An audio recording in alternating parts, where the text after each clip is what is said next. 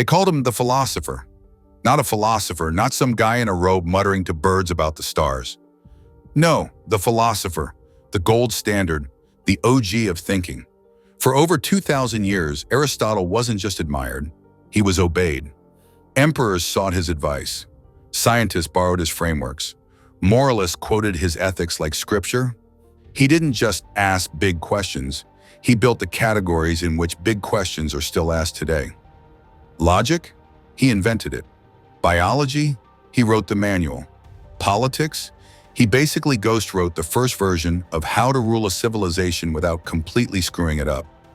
If thought was a building, Aristotle laid the damn foundation. But here's where things take a turn, a sharp, unsettling one. Despite being the father of Western thought, more than 80% of Aristotle's writings are completely missing. Not lost in translation. Not, oops, we dropped it in a flood. No, we're talking gone. Like somebody made sure we'd never see them again. And when something vanishes this thoroughly, it raises a very uncomfortable question. What the hell was in those missing pages? Because make no mistake, this isn't just about dusty scrolls and old ink. This is about power. This is about ideas so dangerous that emperors, priests, and empires may have conspired, to erase them. We're talking about a guy who questioned the very nature of the soul, the origins of the universe, the mechanics of law, and the manipulation of power. You know, the kinds of things that terrify people who sit on thrones or behind pulpits.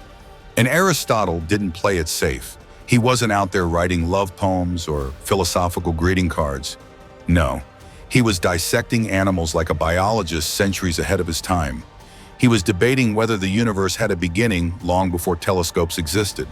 He was asking questions about justice that made rulers sweat. He even wrote about the soul in a way that made later religious scholars clutch their rosaries and mumble prayers. His God wasn't judging you.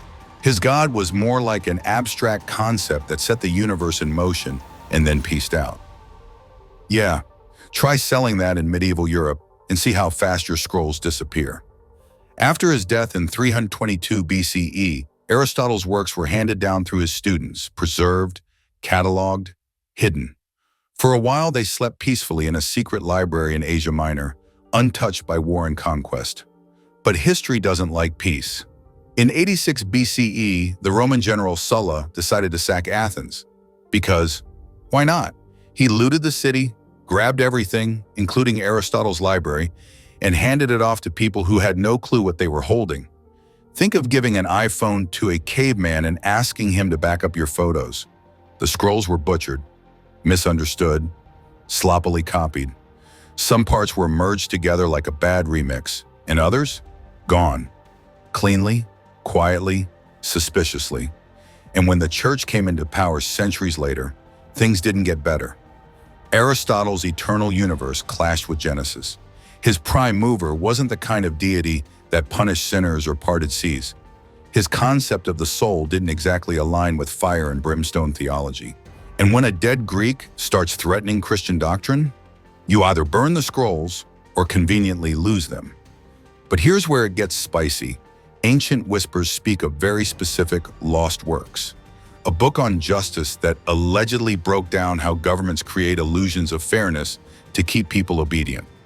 A manuscript on the soul that suggested immortality might be a comforting illusion. And a treatise on power that explained how belief systems can be engineered like weapons, used to shape empires without lifting a sword. These weren't bedtime stories. These were ticking intellectual time bombs. And yet, we still believe some of those works may exist, maybe hidden in a forgotten monastery buried under centuries of dust and guilt, maybe sitting quietly in the bowels of the Vatican archives, locked behind enough doors to make Dan Brown cry. Or maybe some fragments sit in plain sight, misfiled, misnamed, misinterpreted, waiting for the right mind to connect the dots. Because here's the thing, what we have today is just 20% of Aristotle's brain, just the part that survived history's bonfire. So if this made you rethink everything you thought you knew about philosophy, history, or truth itself, smash that subscribe button.